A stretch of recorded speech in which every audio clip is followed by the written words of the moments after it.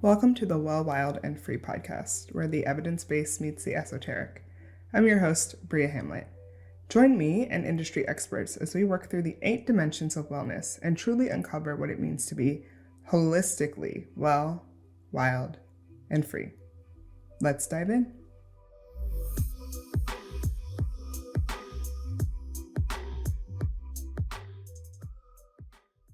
Hi, everybody. I am so excited and honored that this is finally happening, this conversation with one of my dear friends, someone I truly admire. And today we're going to be focusing on the occupational dimension of wellness. So we'll be talking a bit about what it looks like to be well in the workspace, but also just on your career journey. I truly couldn't think of a better person to have this conversation with, so I'm very excited. All in all, get comfortable if you're driving, pay attention to the road, but hopefully you can tune in. And if you're seated or at home, maybe grab something to drink and maybe a notepad or something to reference later. And with that being said, I'd like to introduce today's guest, my dear friend, Kristen Taylor. She's one of those people that always makes you feel like you've known her forever, like just a very genuine friend, easy person to talk to. She has a background in HR, so human resources. She's worked as a trainer in human resources in the past and has over a decade of experience basically working with the people who make sure that workspaces flow as they should. And she has since, shifted into some other realms of work. So she's curated events, she has highlighted different artists, and she really is focused on the richness that's in the Black and Brown community, specifically serving marginalized folks as well as the LGBTQ plus community, and both of us are queer. So this is also a very, very special and rich opportunity to talk about what it means to be a marginalized person in the workplace. She's also a podcast producer, and she focuses on creating thought-provoking content on social justice and pop culture topics, and credits being in the Pride podcast, her own pod, The Big Quit, with Kris, and Beyond Production. Kris is also an LMFT student, so yes, we need more people in the therapy space. Thank you for taking that journey. Kris is essentially the ultimate connector. So Kris, thank you so much for being on the podcast. You are so welcome. I'm so excited to chat with you today. Day before or day of Mercury retrograde, and we're still making it happen. We're still here. We're still here. Tech glitches aside, I think one of the things that is coming to mind just thinking about the fact that we're still able to navigate and have these conversations is that there's a lot of pivoting and shifting and quitting, abandoning, and then, sort of resurfacing going on in the world, particularly in the workspace, work realm. And so I think that is really poignant considering the conversation we're going to be having today. And so in thinking about I would love to hear from you and speaking to the audience, speaking to all the listeners, without telling us what you do, tell us a little bit more about yourself. Oh, I love this. And I actually stopped asking people what they do a long time ago, right? Because it doesn't tell you who they are. So the way you worded this question, I'm like, she took it straight from my spirit. But I am first and foremost Sagittarius. Yep. And no, seriously though, I am just a huge people person. I love connecting with people and really I can sit and listen to people talk for hours. I love to play games. I love to just be in community. And in those spaces, that's where I feel the most, not only connected to others, but connected to myself in a way that's very authentic, and being with these different folks that help me explore all these different passions, or that teach me something. Or I've got a good friend who's actually getting ready to move to Rio Sunday. Quitting LA. Oh my gosh, I'm just Rio, I'm high key jealous, but yes. Okay, jealous. Yes, me too. But in hanging with him, he would make the most amazing dinners. I've got a few of those friends. So I'm a people person that loves to connect with community and really just be in the present and learn as much as I can from those moments, enjoy those moments, and have fun. Life is too short to not have fun. So yeah. Amen. Yes, I received that. Thank you. So thinking about this conversation, of course, this podcast is called Wild, Wild, and Free. So we're going to be talking about wellness. And I like to get perspectives from guests. But how do you define well-being? Ooh, that's another good question. I think I define well-being as, okay, so I'm big on like flipping words around and phrases, and I love a good alliteration. Anybody that knows me knows I love a good alliteration. But in this case, in terms of well-being, I truly like just flipping it to being well. And what does that look like in the sense of what makes me feel good every day? And not just what makes me feel good, but also what what do I hold at the base or the foundation of who I am that allows me to get through the rough moments too, because we don't feel good every day. We don't wake up excited to go and do all these things every day. That's not realistic. But being well in the sense of like, wow, I'm centered enough that I know who I am. I know that these moments too will pass. And taking time for myself no matter what. I really used to feel like, okay, they said that I had the same 24 hours as Beyonce, but I just didn't see it. I'm like, girl, where? How? It was not a thing. And I've realized that, like, I am not Beyonce. I don't have the same amount of time. I have to really budget my time differently. I really have to literally say, no matter what, I'm going to take these 10 to 20 minutes to meditate. No matter what, I'm going to work out for an hour a day. And in that, like, being well, that means doing that even on the days that I don't want to, because I know that it's a long-term thing. That's that part of that foundation that I was speaking on that like helps me make it through the rough days. And in that also is having grace, because just like those rough days come, there are days where I'm like, ooh, I just don't know if I'm going to make it to the gym or to the park or, to the court to go shoot around. Like, I don't know. But I also hold grace for the fact that, like, I'm a human being having a human experience. And so knowing that I'm going to do it more days than not, knowing that I can always fall back on that is what makes me feel like, okay, I am being well. That is how I center my well-being. I love that. That's so beautiful and so grounded. That's such a grounded approach. Just speaking to what you said, when folks say, oh, we have the same 24 hours as Beyonce, we don't. And because one, we're not Beyonce. And two, Beyonce has access to resources and services and things that allow her to maximize her 24 hours. And so we are tasked with maximizing our 24 hours in a completely different way, and catering to our unique needs. So I think it's dope that you kind of approach every day differently. It reminds me of the other quotation that's like, your 100% is different every day. So essentially, as long as you give what you got for that day, consider it a win. Oh, yes. I love that too. And it's also interesting when I think about tethering, or what you spoke to about not tethering your well-being to feeling good. I think when we hold space for marginalized folks, particularly folks with chronic illnesses and disease, their capacity to be well looks a little different, right? But it's not necessarily tethered to physically feeling well, or at least I wouldn't want it to be, because then at that point it's like, well, then you're never going to feel good or you're never going to feel well. So just a more like inclusive, grounded approach to wellness. I love it. Yes. So kind of thinking about that, and then the next question, just growing up, what was your relationship to health and wellness like? A girl.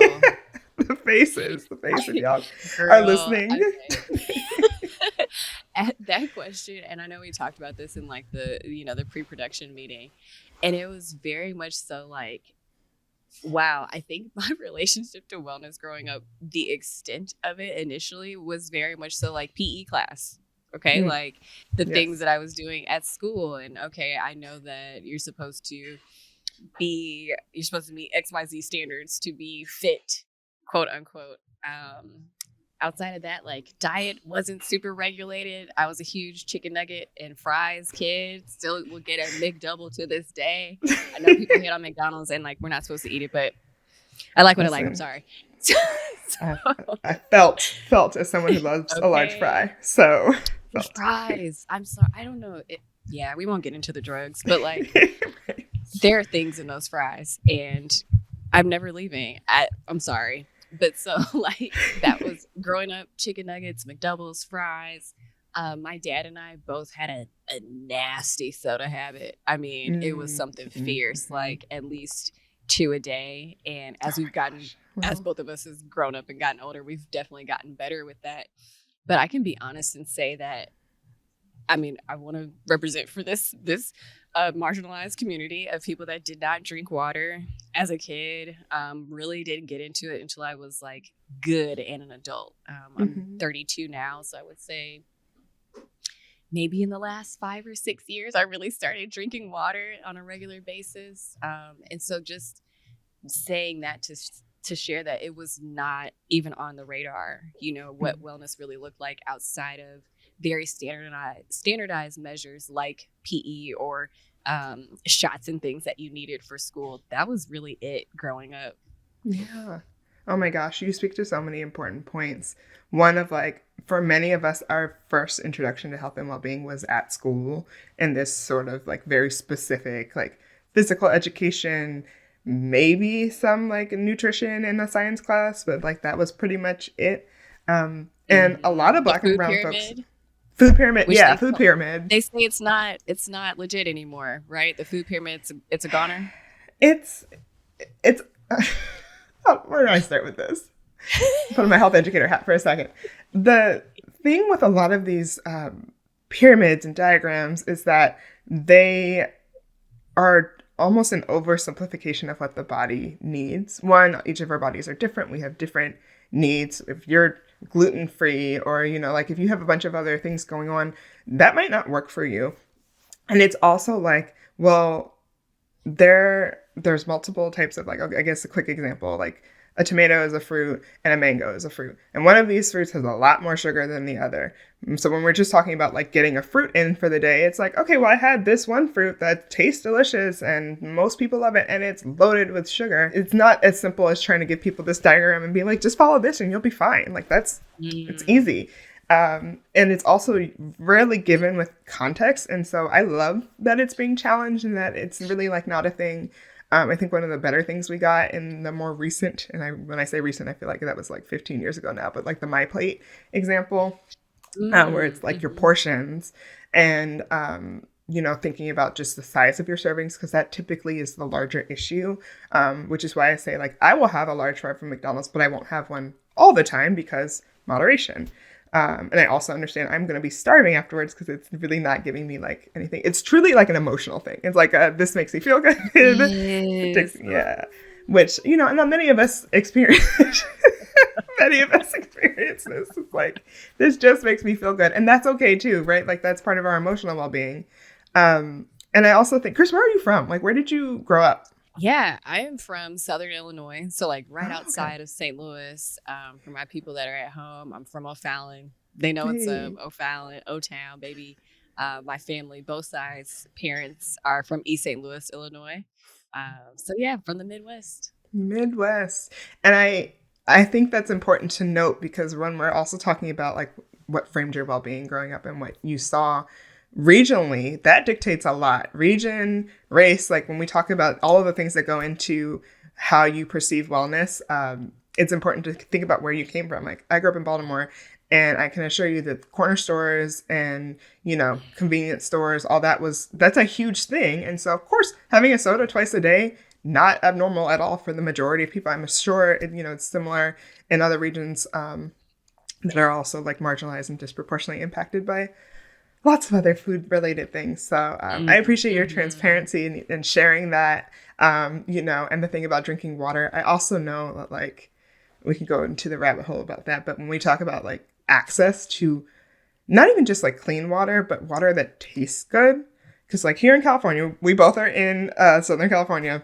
Hmm. and the water questionable taste wise. Like if you're just getting it out of the tap, it's a little not my favorite. We all have filters. We all have like Brita pitchers or, Hmm. something on the tap itself. Absolutely. Because, girl, Yeah. what is. What is this? And so like if that is the water that you had access to growing up, of course you're like, no, I don't want to go drink water, for example. And so um again, when we think about like the nuances of like why we make the decisions we did make and why our parents taught us the things that they taught us, a lot of times that's why. And You you just reminded me of a story.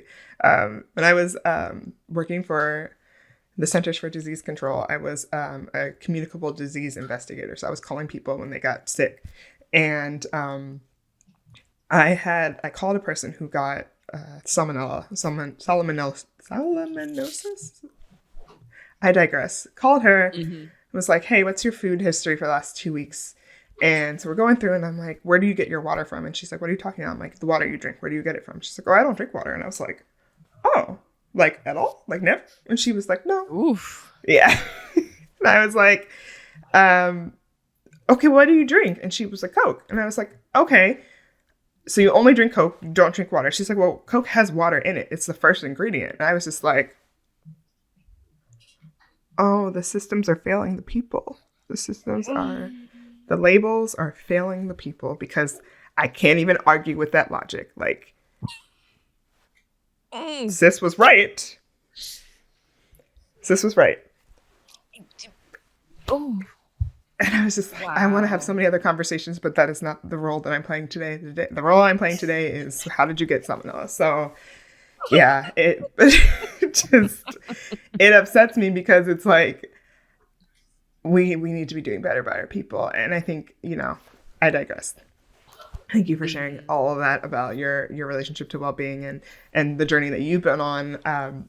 So thinking a bit about what we're talking about, when we talk about wellness, we're talking about the 8 dimensions of wellness. And for those of you who are, maybe just jumping into this podcast and wondering what that is, it's a framework that we use in public health that basically looks at the whole person. If we're talking about person-centered wellness, we put you at the middle, and then there's all these dimensions happening around that inform how healthy you are in a holistic sense. So you have multiple dimensions, and one of them is occupational well-being or occupational wellness. And I like to define that as balancing work with leisure, as well as having a career that is both purposeful to you and to society at large. So when we think about occupational wellness, that could be, do I like the job that I have? Do I like the business that I'm trying to build? How do I feel in the workplace? There's a lot that goes into it. And to kind of inform our conversation a bit more, I love data. I'm big into evidence, like show me the facts. So we're going to hop into our data corner here. And Kris, I'm going to give you some stats, and I just want to get your most organic response to them. So according to the Bureau of Labor Statistics, as of March 2021, so post the beginning of COVID, 77% of the civilian workforce had access to paid vacations, and 79% had access to paid leave. Sounds promising, right? Until you break it down by wage category. Only 35% of the lowest 10% of civilian workers had paid sick leave, and 44% of that same 10% had paid vacations. So at a glance, some would argue the majority of civilians have sick leave and vacation leave, but those who are making the absolute least, the majority of those folks don't. Mm-hmm. And so just initial thoughts when we're thinking about the well-being of our workforce, what does that tell you? It tells me a lot, especially as somebody who really served as a resource to humans for over a decade. And there's so many things here. I'm trying to figure out like which to focus on. But I think the two big ones that really stick out to me, right, when we talk about the percentage of folks that have it in general, and then the percentage of folks that are in that low earner category, and what that means to both sides, right? When we talk about the folks that are in that lower earner category, which is truly through no fault of their own, the way the system is set up, it's not for you really to be able to have that bootstrap dream or whatever the heck that is, where like you start here and you just pull yourself on up to the CEO level. No, baby, it was never true. But for those folks, it actually costs them money to not be at work. It is incredibly difficult to take a day off. And so much so, one of the things that came to mind is you're going over these stats, which are just, they make my heart hurt, to be honest. Like people should not have to live this way. But one of the things that came back to me was my last HR gig. I was there right as people were starting to come back to campuses and to buildings. as the pandemic was still going, but, we're trying to get things back on track. And this was a school system. And so you have that full range, right? You have the high earners that are accumulating a certain amount of hours per pay period. And then you have the folks that are on that fixed rate. I mean, a little bit of everything. And my lower earners, teachers' aides and folks like that, that are absolutely critical. Like, these are the people that are actually there with the kids after school. They're there with the kids. Like needed roles completely. Absolutely. Like, truly essential, right? And not just in the way the term got warped once the pandemic started. But like, I would get a notification, hey, this person has either been in contact with somebody that has tested positive for COVID, or they've informed us that they themselves have tested positive. And I can remember talking to several people that were so worried about the money that they would be losing by needing to be off for those 7 to 10 days, where it was 10 to 14 at one point and 7 to 10. And, the numbers kept moving on us. But the point was that they were so worried about it. They were like, what can I do? How can I keep working if I'm not on site? Like, is there anything that I can do? And luckily at that time, California was pretty advanced in having paid sick leave. It was called PSL for folks that had contracted COVID and were working. And so a lot of times I was like, don't worry about it. We're going to cover you. Like, it's okay. But that only was through one round. So let's say you contracted COVID more than once. Then that same panic comes back of like, oh, I'm so sorry, boo. But yeah, it comes back. I just raised my hands, y'all. I had COVID 3 times. But that's another conversation for another time. Just the worst. Such a sneaky little broad. But yeah, like, so you have those folks that are so worried about the cost of taking time off that they don't want to use it. And it actually, again, it's more of an expense than a privilege or a perk to them. And then you have people on the other side, the high earners. And I'm not going to sit here and say, like, they deserve sympathy. Nope, not what I'm getting at all. But what I'm saying is that you have so many of those folks that are, I would say it starts around mid-level management. This is where I would see it all the way through the CEO level. They're maxed out. They literally cannot earn any more PTO time because they don't actually have time to take it. And so when you're an hourly team member, you've got some protections in terms of like, you have to have a 15-minute break every 4 hours and XYZ, right? When you're exempt, I used to joke and tell people this because a lot of people were caught up on like, oh my God, I want to be salaried and I want to have this title and this. I said, baby, it just means you're exempt from laws. You're exempt from protection. Like, I'm joking, but I'm not. Right. And so you would see that with these high level earners where, yeah, you're making, let's say 70K plus, you can't do anything with it. You cannot take that time off. Your phone is constantly ringing. What is a weekend? They don't know any of these things. And so the numbers don't surprise me of how many folks have it. And I would love for the BLS. Yes, BLS, I'm talking to you. I would love for them to dig into, okay, 77%, or I'm sorry if that's not the correct number, but that many folks have it. How many are using it? Right. That part. You have the folks who need it and don't have it, can't use it. Then you have the folks who have it, aren't using it because, either it's to set up the workspace, it's I'm working so much and so hard that I can't actually ever take a break or a sick day. Or when I do, I am guilted.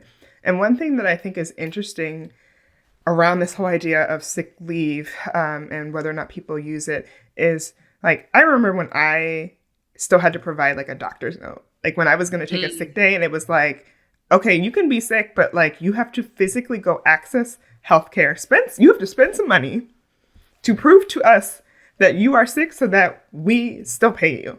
And it's like, at what point, which, I mean, again, healthcare in general, it's capitalism in a nutshell. It's built to keep the system going as is. But it's like, damned if you do, damned if you don't, essentially. If you don't take the sick day and you come in and then you spread COVID all over the office, that's money lost for the company on that end. If you aren't working and they need to, fill the role, or they need to put somebody else in the role for the day, they're still costing money. So what's interesting to me is a lot of these companies, public or private, still lose money by not supporting the health and well-being of their employees. Like, nobody's making more money by withholding sick days. And, it's odd to me. but I also know that it was a system that was partially made not with no intention at all, and then very much intentionally made to not give people days off, or you know what I mean? Like, folks, there's this idea that, oh, you're getting a sick day and you're like gallivanting across, your town doing nothing. And also, Yeah. like, who cares if it's there to be used? Like, does it? Literally, this was Does it? part of why I got out of HR. I Mm. mean, when I first started, I was lucky enough to be in a lot of different orgs that very much so were like, yeah, we want you to come in and do like employee engagement stuff and, have pancake breakfast and do fun stuff Yeah. like that. And by the end, it had gotten to such like an administrative narc standpoint of, well, we want to define what sick time should be used for and what it shouldn't. Why? Why? And same thing with that documentation. So you're telling me somebody is gravely ill. I mean, because most people are not going to just take off 2-3 days in a row, right? And that Mm-hmm. was a lot of places I worked. 3 days was the policy. If you were sick 3 days, you need to bring in a note after that. It got to a point of like, especially once COVID really picked up steam, I'm like, I can't do this anymore.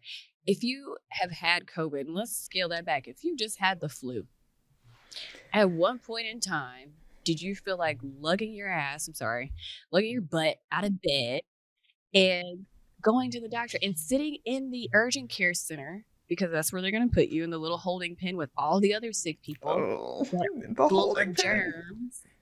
And like, yeah, I want to sit there so I can get a note to tell my employer that, yeah, I was actually sick. Like, I don't know. I think I'm so like revolutionized now. Like, I'm such a rebel against it. I'm like, I hope some of y'all sealed it with your snot. Like, it just, ugh. Come on, y'all. These are people. These are people. These And are so many people. companies want to treat people like assets, and they're not assets, they're people. And I think that's where the plot is lost. The plot is completely gone. Like, we need Yes. each other. We need each We other, not do. just policies, not just like an 8 to 5 or whatever. No, it's deeper than that. Like, we need community, we need each other. We've got to grow and get away from policing each other at work. Mm, it got to a point again where it just did not feel good at all. I can only imagine. And I mean, kudos to you for doing that hard work and also um, shouldering the burden of having to determine, well, what does it mean for someone to be ill and whether or not we can decide whether or not they should be paid or compensated for that time. That's not an easy task. And, hats off again to all HR professionals, because I know it's not easy to do that work and it's so needed. So I definitely appreciate what you've done in the past and the conversations that you're having going forward, just reflecting on that time. And so similar in the spirit of what you're doing now, I have another stat for you. So according to the Job Openings and Labor Turnover Report, the JOLTS report, approximately 50.5 million people quit their jobs in 2022. Heck yeah. Good for all 50 plus million, baby. Shout out to all of y'all. Shout out to y'all. For Future Forum also polled 10,000 people in 2021, and they said that 40% of the people they polled were experiencing burnout. And just for folks who are at home wondering what burnout is, the WHO, or the World Health Organization, defines it as an increased mental distance from one's job, feelings of energy depletion, and negativitism is how they say it. That's a new word for me. So basically, people were burnt out. They're like, I can't do this anymore. And we've had this wave. What is it called? The Great Resignation, I believe is what it's been called. So yeah, could you talk a little bit more about that and what inspired your podcast? Yes, absolutely. And wow, also I love JOLTS. It's Yeah. perfect. It's the perfect acronym. Yes. But those numbers are not at all surprising to me. And I think the start of the pandemic only accelerated what people had really been feeling. And for me, it kind of it started off again with the pandemic, right? And sitting and having nothing to do but think. Nothing to do. There were so many instances where I'm like, do I hear what I'm saying when I'm in these icebreakers? And the question is, if you didn't have to have this job, if you could do anything, what would you do? And the idea that the things that I would bring up, being a producer, doing events, doing music, playing basketball, like anything else besides being in the settings that I was. And I'm like, wow, I've been saying out loud for a really long time that I don't want to do this anymore. And I hadn't been listening to myself. And even the question in general, that was probably the one that would get the most engagement out of, you know, the icebreakers that you do in new hire orientation. Everybody's like, yeah, if I wasn't here, I would be living life. Yeah, we would. So when I hear those stats, I hear a lot of people that are starting to realize that your life is not your career. It doesn't have to be. I just did a great interview a couple weeks ago with a good friend of mine who quit her job as an attorney. And she was sharing with me, you know, a lot of people find purpose in their career, but I don't. I've separated the two. My career is not my purpose, right? It's a part. My purpose is for her, it was to inspire. For me, I think it's to connect and to really be there and help people figure out like, hey, okay, I was thinking about this, but I have no idea what I want to do. Or, hey, I was wanting to start this, but I need help with X, Y, and Z. It's like, oh, I know that person. Or, oh, let me show you this resource. Let me, you know, help you get to where you want to go. And so, again, going back to those stats and those numbers, I hear a lot of people asking themselves, what do I want to do? If I wasn't doing what I'm doing right now, what would I do? If I wasn't scared of what would happen if I didn't pay these bills on time. Okay, because you're yep. Felt, but yeah. you know, okay, but like if I didn't have to pay these bills on time, or if I wasn't scared of what happened, what would I do? What makes me happy? What brings me joy? What is going to inspire me to keep going every day, and not just from a standpoint of fear or a standpoint of standardization and following the path that was outlined for me. That part. Hell, probably before you were even on the planet. You know, somebody said, you could be a doctor, a lawyer, a teacher, a this or that. Which do you want to be? And well, we didn't ask to be here. I won't put that out there. But once you're here, you just pick one of those things and go, and you go, and you go, and you go, and you go, and you go. And for so many of us, we've been going like that since 15, 16. Yeah. My early workers that were like, I want a job because I want money. I want more money than my allowance money. 14, those work permits, which why did we desire labor? Okay. Yeah. Oh. Yeah. Why did we desire labor? My girl, Eartha Kitt, she tried to tell us. She did. She did. When I bring back, they're actually like, I believe it's Arkansas and Iowa. You might want to fact check those, but there are a few states that are not only bringing back work permits, they're actually completely eliminating them, where minors don't need them. They don't need them to work at factories overnight shifts, and they don't need them to work at bars, like actual bars that serve alcohol. They're like, yeah, bring the kids in, bring the kids in, because dangerous. Like, it's very dangerous. It's very, you know what, adults, you all are a little too hip. You kind of are wanting to pursue your own passions and dreams a little too much. We're going to go get the kids. And that is terrifying, because they don't know any better. They don't know like, oh, I'm entering the work field at 14. I'm going to be in this bad boy until 65. And 65 is on the bright end these days. So right. It's scary. Right. Oh my gosh. That's so troubling to hear, just because we have so much of our lives to work.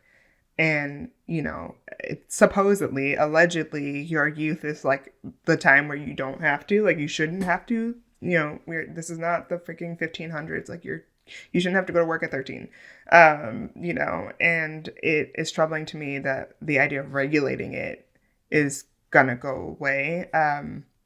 One, because it goes back to like what we value. It's like, how about we create better school programs instead of being like, you know what, we could spend all of our tax dollars doing? Fighting legislation around protecting minors in the workforce. Like, that's troubling. And like, as a person who worked at 16, as soon as I turned 16, I had my first job. I worked at TJ Maxx. It was a time was had. The time was had. But, you know, my siblings and I, we all worked, and that was by choice. Our parents, you know, weren't like, hey, go get a job. But it was the norm. It's like, I don't have my own money.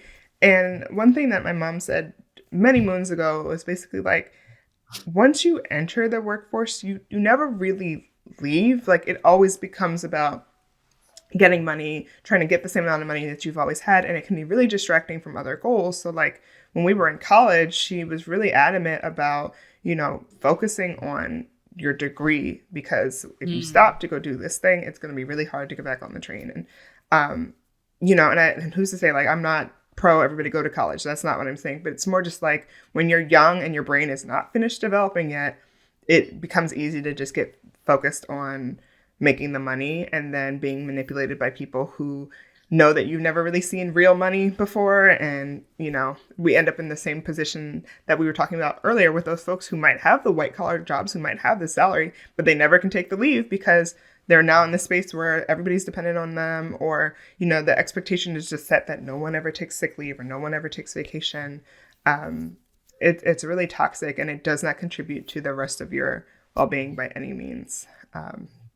At all. It reminds me of this like sense of like honor, and I would even say like validation that I would get from getting to work early and staying like until it was dark.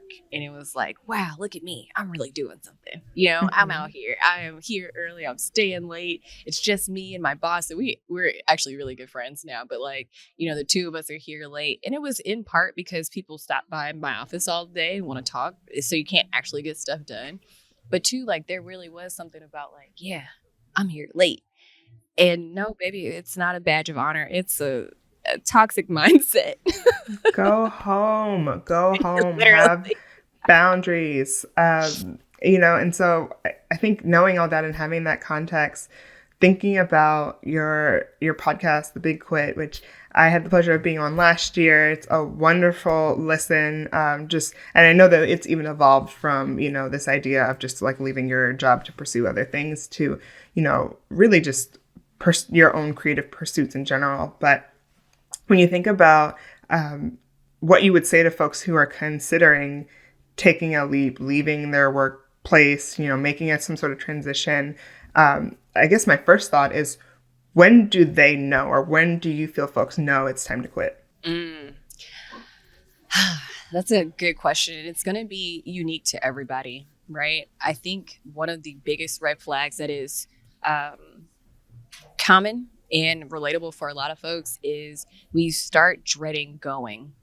When you start saying to yourself on the car ride there, like, man, I need an extra 10 minutes in the car before I go in, right?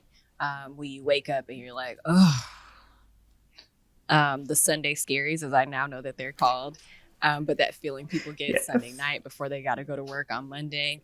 The moment that you start feeling that, look into the why. And it doesn't have to be a resignation the very next day or, that evening where you're like, I've been feeling the Sunday scaries. I got to go. No. I'm just saying, but check in with yourself, right? Like, why am I feeling that? Am I at this job because it's something that I'm interested in? I know I've got a lot of planners out there, people that are like, but this is part of the plan. Baby, plans change, and it's okay if yours changes too. But if you're a planner, okay, check in with yourself. Is this still part of your plan?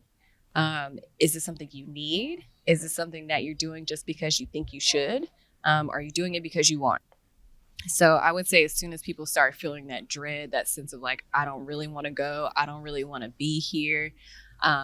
If you start being unable to control your facial expressions or your quips in meetings, yeah, baby, it's probably time to go. It is probably time to go. So again, I would say those are some of the common factors.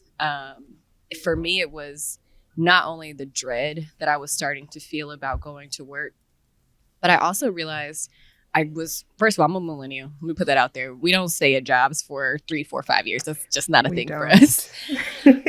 But I was starting to job hop like once a year. And being in HR, I could do that. I've worked in aerospace. I've worked in education. I've worked in entertainment. I've worked at museums, like really cool stuff. But I noticed that in that job hopping, I kept saying, it must just be this place. It must just be this organization. It must just be this team.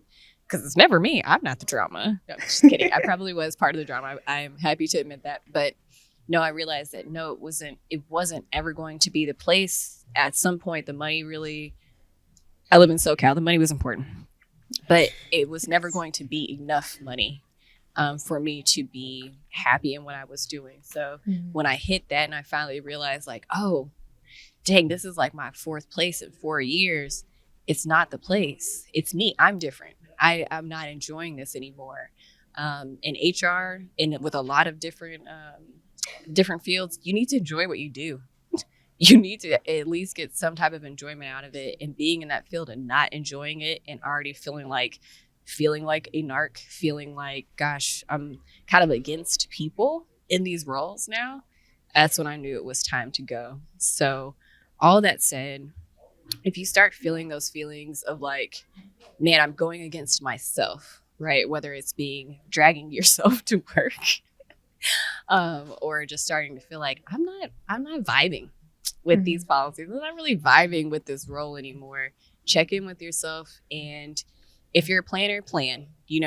If you're able to plan 2-3 months in advance of like, hey, I'm gonna squirrel away XYZ amount, and that makes me feel comfortable and safe and secure, do that.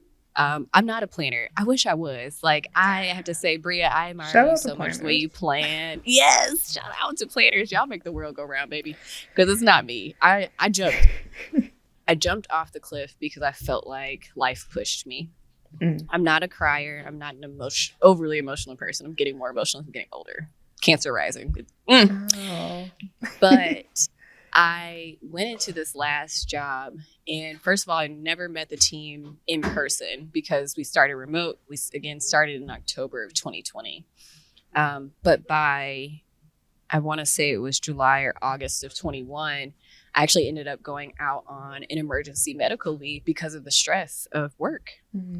And it was one of those things where I knew the moment I put up that little vacation responder, like, I'm out of the office, please reach out to, I knew it wasn't coming back. I knew I couldn't come back. It was no longer in alignment with my spirit.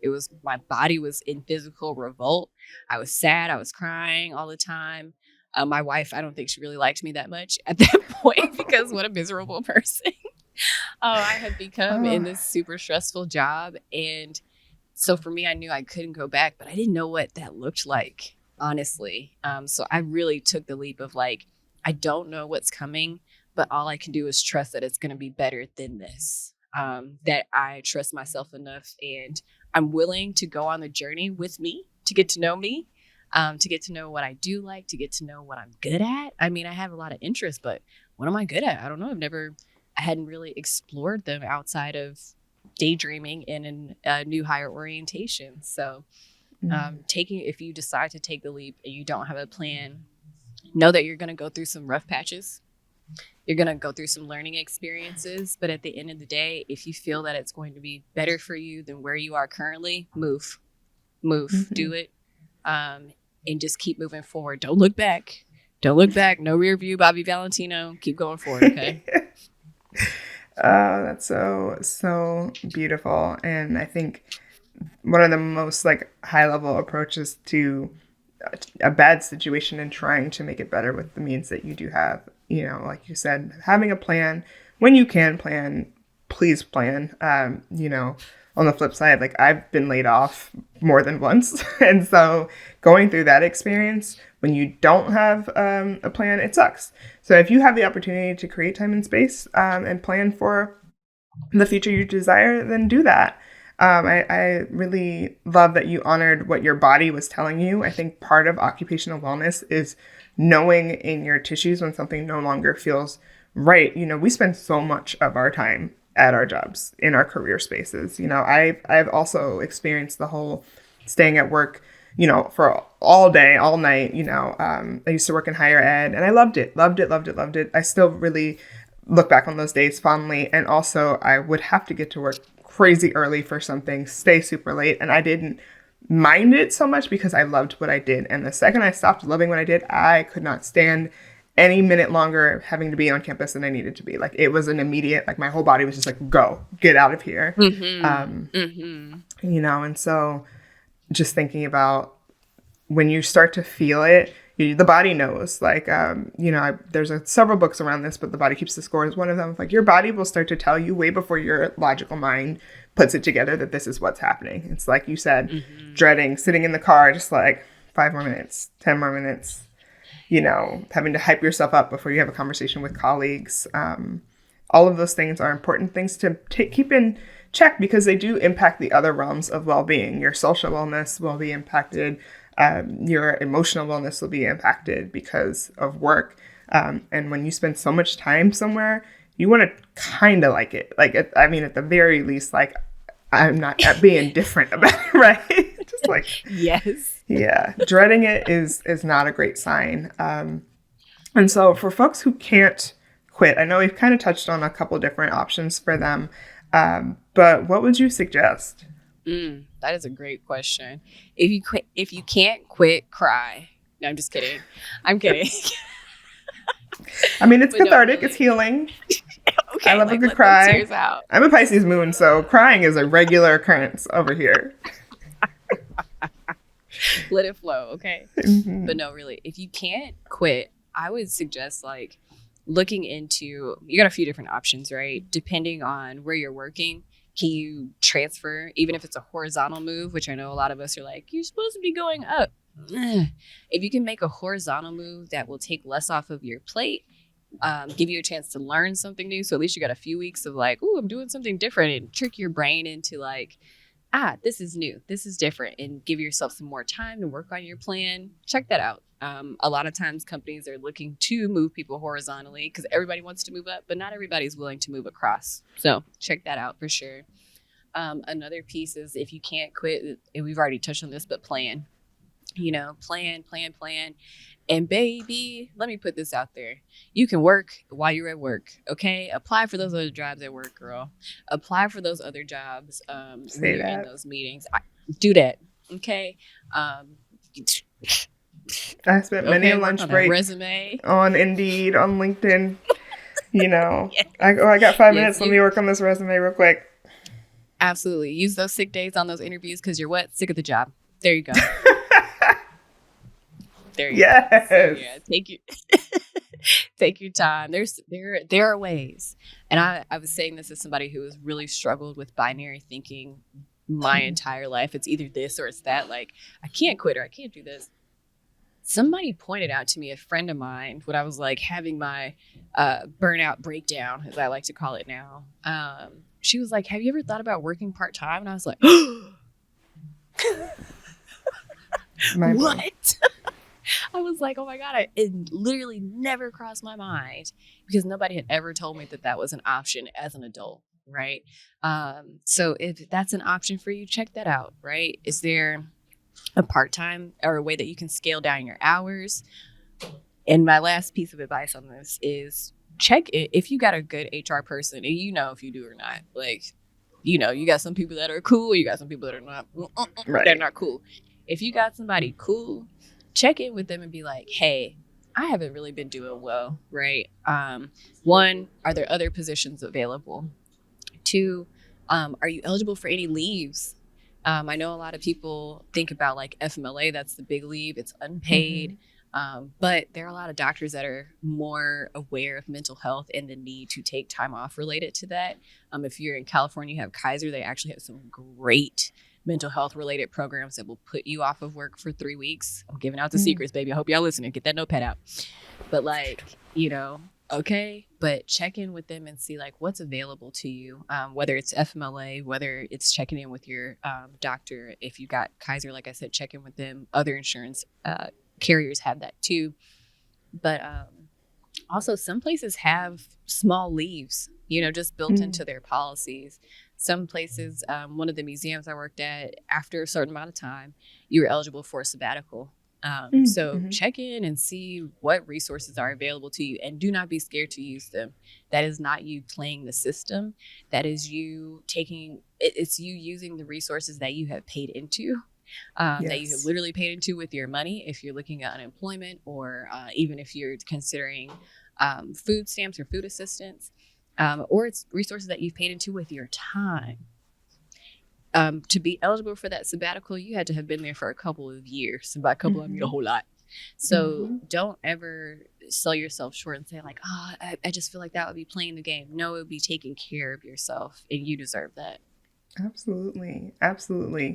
Anytime you have contributed something, whether it's literal time, energy, look for that exchange. I think it's a great reminder to folks that like these systems that we have, like food stamps, like unemployment, we've all contributed to them. And the idea that we are somehow, going against the system by using them is ludicrous. That's what they're there for.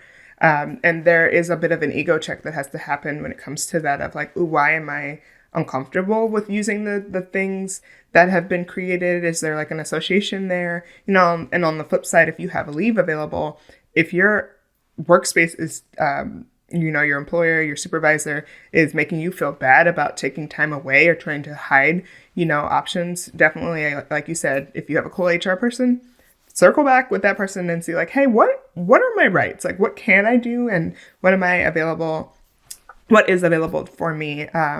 Because I think a lot of people just don't know or feel bad, whatever that bad feeling is. And you were not put on this earth to just work and die. Like, I refuse to believe that that's what we're here for. Literally, we're not. I'm so glad you said that. So much richness in this episode so far. I would love to round it out with a series of questions. The name of this podcast is Well, Wild, and Free, so we got to circle back. So thinking about you personally right now, what is something that keeps you well? What's keeping you physically and mentally healthy right now? Ooh, okay. Physically healthy, mentally, I'm not so sure, but basketball. I am addicted. Okay. I watch MNBA, because we treat them like they treat the girls, MNBA and the WNBA. Watch both. Right now I'm watching the FIBA World Cup, the pre-qualifying games. The cup actually starts end of this week, into next week. Everything. Okay. I'm literally obsessed. I watch little drills and stuff on YouTube. I go out and shoot around. I signed up for a rec league about a year ago, and I've been playing pretty consistently with them. Now I say like physically, yes, right? Mentally, it's a little emotional. Okay. I'm a Lakers fan. So, the last couple of years were a struggle. Okay. We deserved every second of the beautiful run that we had after the trade deadline. And it was really gorgeous. And at the same time, when we lost to Denver, when we got swept, it was emotional. Yeah. It was emotional. But I love that so much. I would say on the mental side, like on a truer sense of what keeps me well, meditating has really been super helpful to me. Got to give a shout out to my friend Carly again. She got me into it many years ago, but I would say over the last couple of years, especially since I left my job, that's what keeps me centered. And reading. Oh my gosh. I really enjoy like the picking up a book, the physical sensation. And lately I've been in a little reading club. We call it book club, with my friend Alfie here in LA. And it's so nice to like, again, be in that type of community. I think I'm super anti social media. I'm sorry. I do love Twitter. I'm never giving it up. They're going to pry it out of my cold, dead hands when Elon finally murders it. Who? His mama named it Twitter. I'm calling him Twitter. But to be in person with folks and in community in that way and discussing a book and going from the book to like the orcas and the submersible implosion, like that's the type of vibe I'm going for. Like, let's have a good 360 conversation. So the reading, meditation, being in community, those all really keep me well, and they really light me up. I love to be with my peoples. Oh, I love that. Yes, connection and literature. I was thinking today, I'm like, I don't remember the last time I finished a book in a timely manner. So shout out to you for prioritizing that and finding the wellness in that.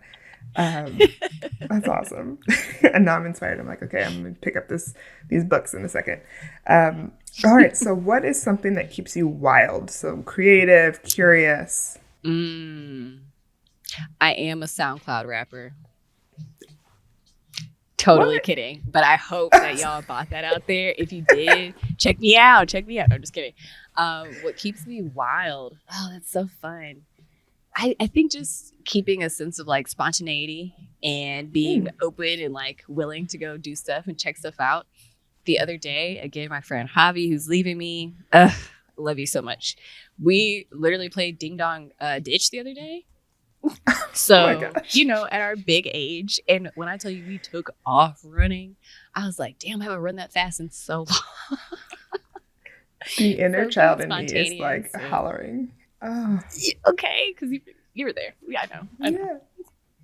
The joy of just doing something that, like, one, I have literally not thought about that in uh, a long time.